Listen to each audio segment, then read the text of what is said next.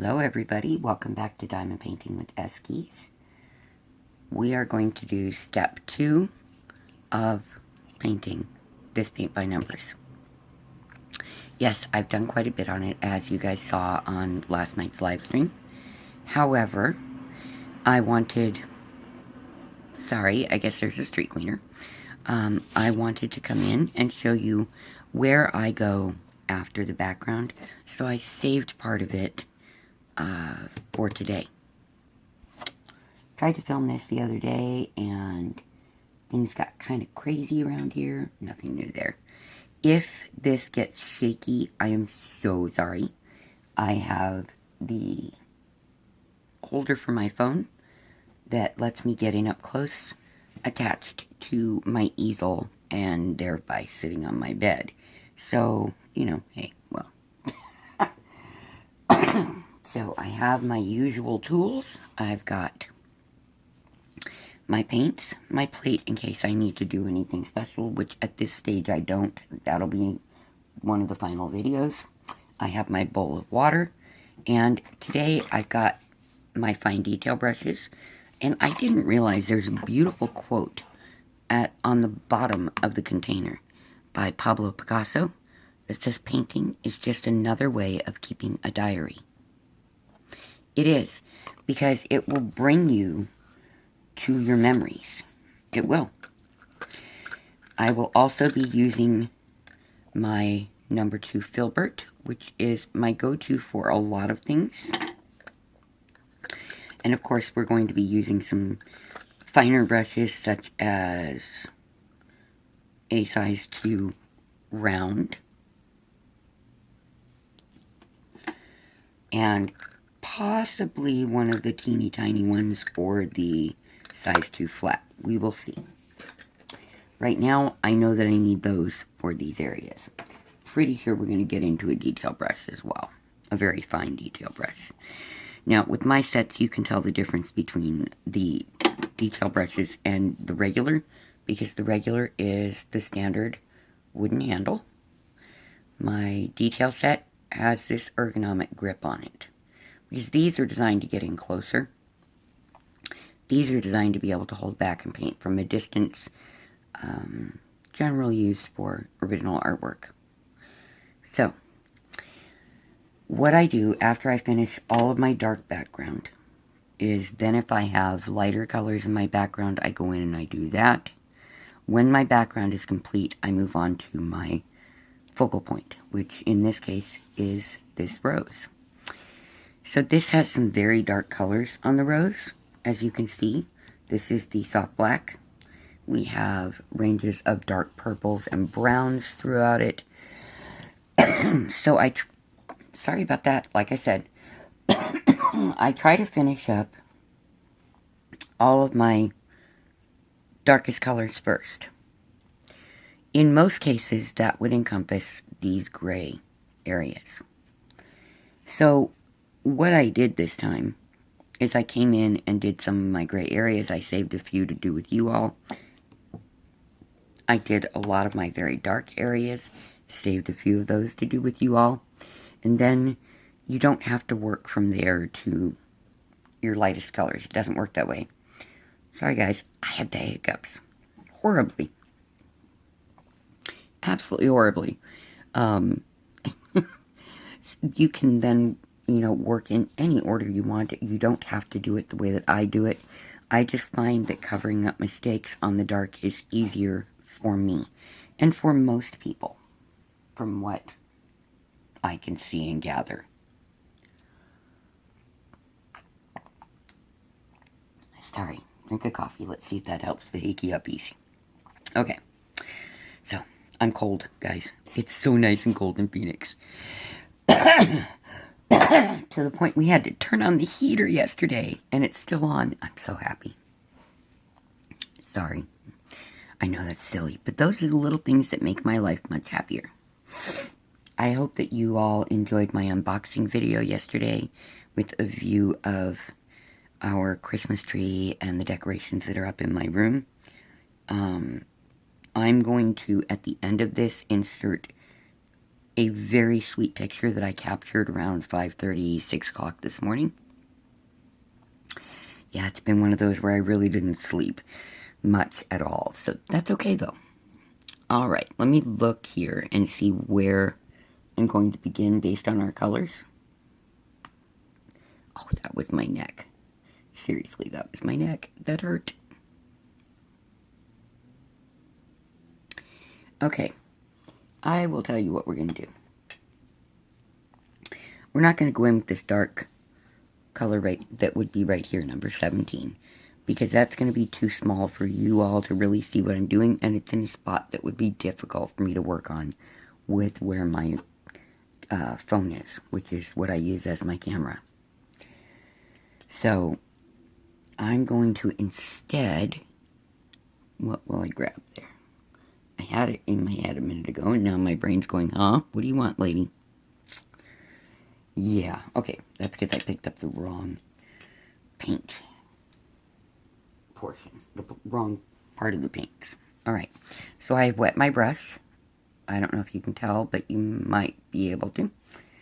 And I'm just gently wiping the ferrule area, which is this metal piece, on the paper towel to make sure that there's no water on it that will drip down into my paint. And I very, very gently touched my brush to it. What in the name? Oh, it's piece of paint. I'm telling you.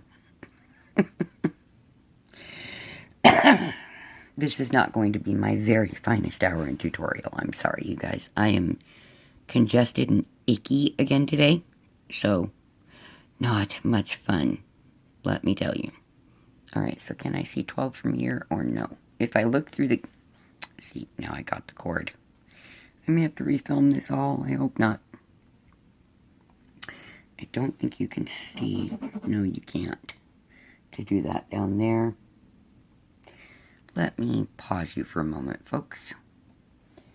Okay, I figured out what I can do. It's a tiny little area, but I just want to show you about putting in the darker colors.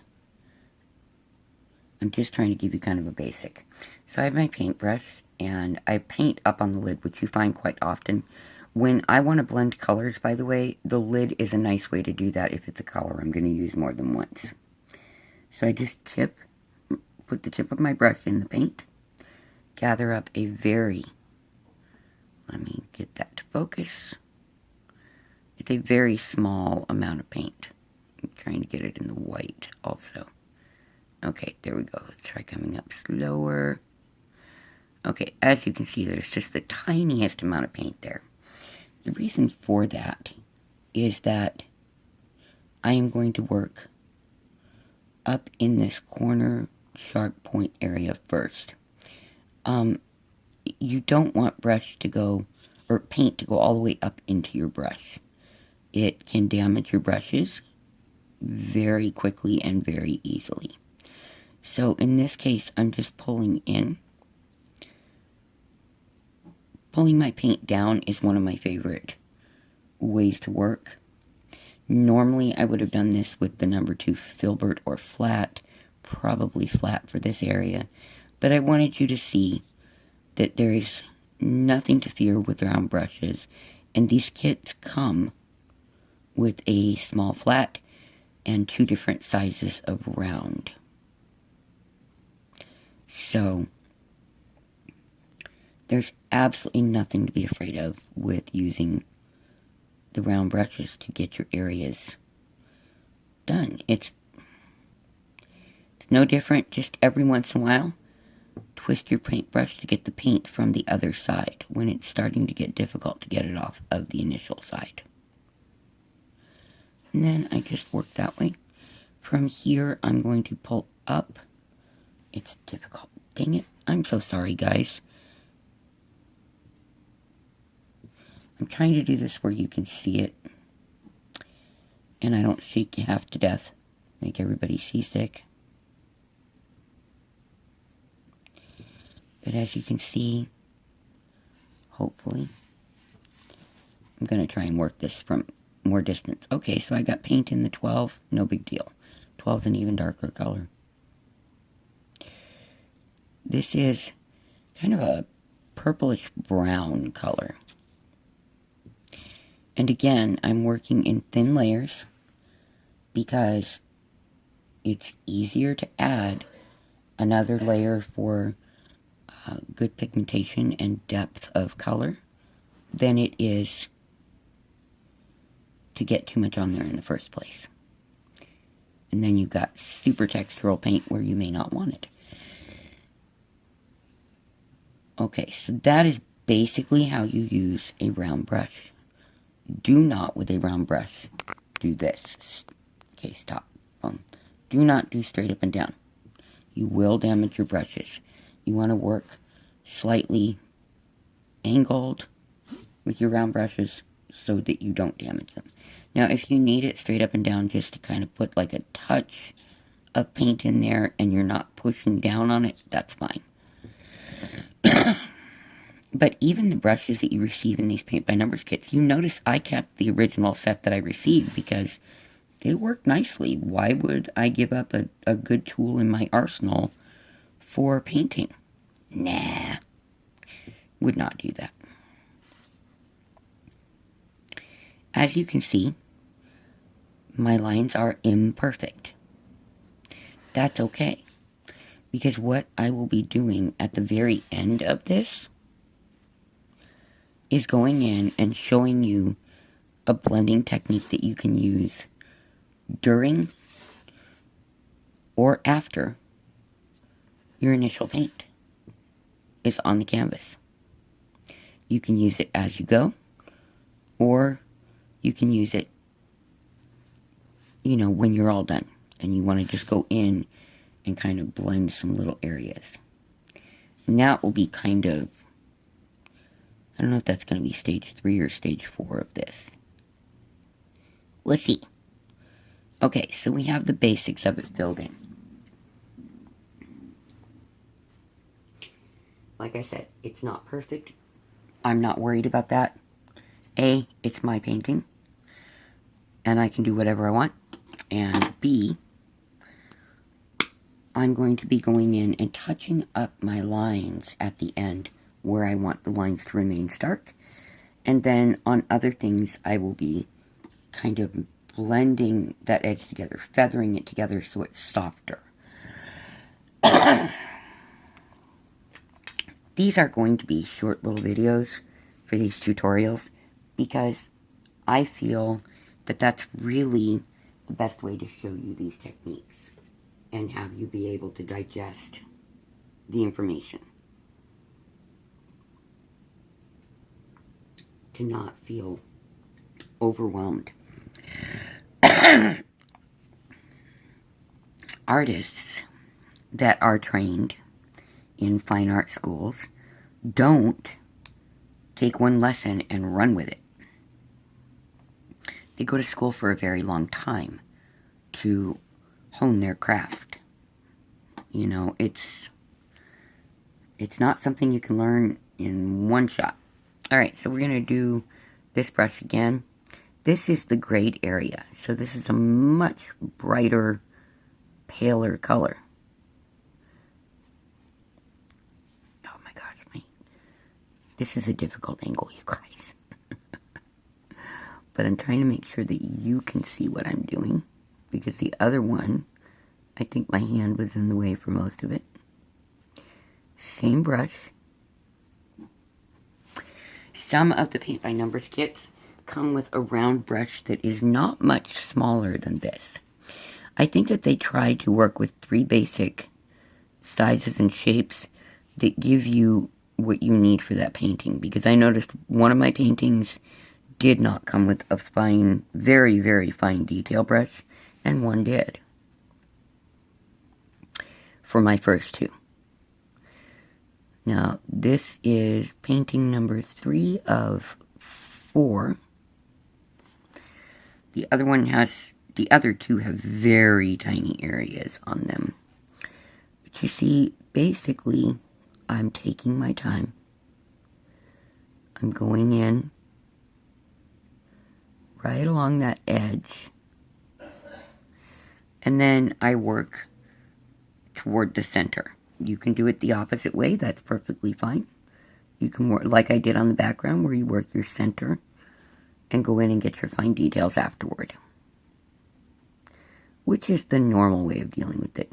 For me, it's just all, what am I in the mood for that day, as far as what order I paint an area in.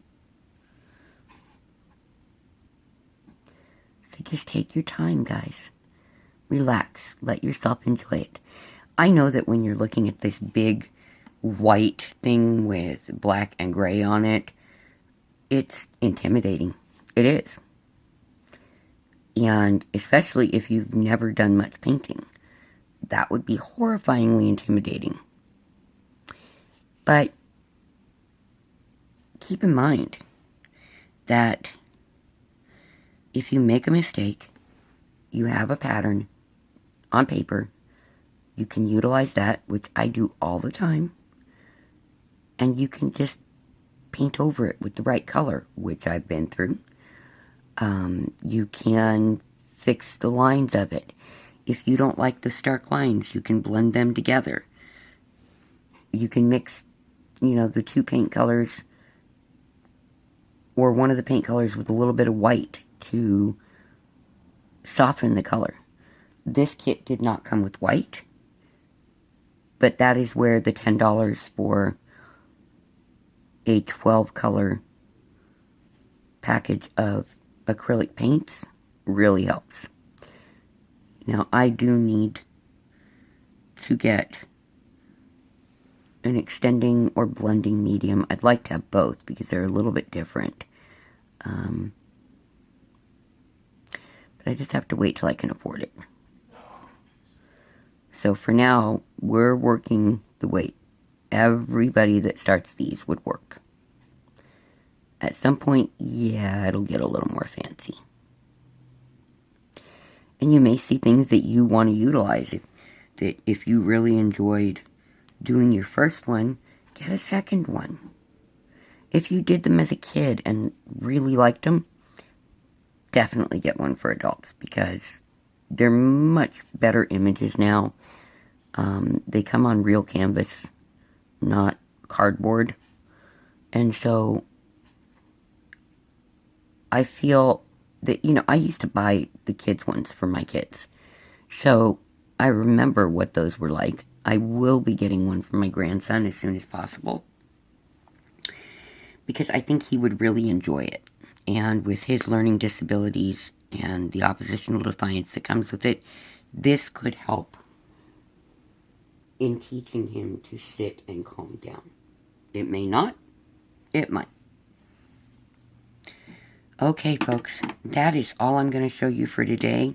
It was just how to fill in some basic center areas utilizing a round brush so that we could dispel the fear of these different shapes of brushes and show you examples of how they work nicely and the order that I typically work when I go in my focal point. So I will probably paint the majority of this in and then do a final little, here's 2 ways of blending or softening your edges. And you will be all set to do paint by numbers all the time. My thoughts and prayers are with all of you as always. God bless you. See you next time. Bye-bye.